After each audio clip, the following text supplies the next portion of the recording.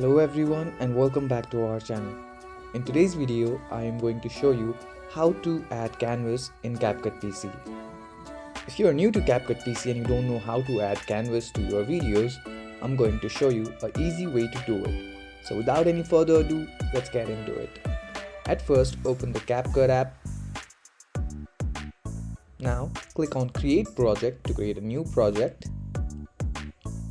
Click on Import to import the video that you want to add different canvases to.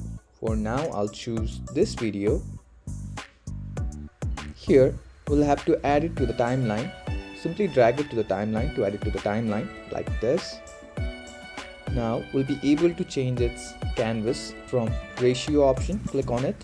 Now you can choose different kind of canvases for your video from here. For example, and just like this, we can add canvas in CapCut PC. If you found this video helpful, don't forget to give this video a thumbs up and subscribe to our channel for more tutorials like this.